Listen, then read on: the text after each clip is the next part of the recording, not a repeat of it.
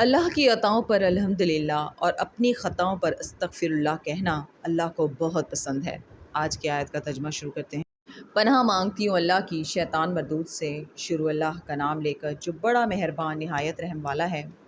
جب زلیخا نے ان عورتوں کی گفتگو جو حقیقت میں دیدار یوسف کے لیے ایک چال تھی سنی، تو ان کے پاس دعوت کا پیغام بھیجا اور ان کے لیے ایک محفل مرتب کی اور پھل تراشنے کے لیے ہر ایک کو ایک ایک چھری دی اور یوسف سے کہا کہ ان کے سامنے باہر آؤ۔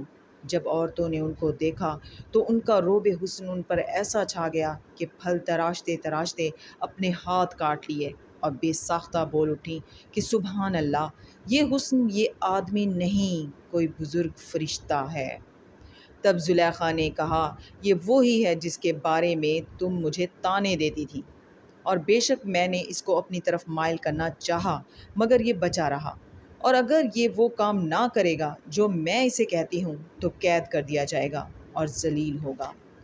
یوسف نے دعا کی کہ پروردگار، جس کام کی طرف یہ مجھے بلاتی ہیں اس کی نسبت مجھے قید پسند ہے، اور اگر تو مجھ سے ان کے فریب کو نہ ہٹائے گا تو میں ان کی طرف مائل ہو جاؤں گا اور نادانوں میں داخل ہو جاؤں گا۔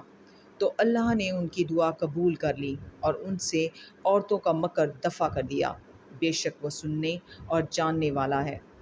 پھر باوجود اس کے کہ وہ لوگ نشان دیکھ چکے تھے، ان کی رائے یہی ٹھہری کہ کچھ عرصے کے لیے ان کو قید ہی کر دیں۔ صدق اللہ العظیم۔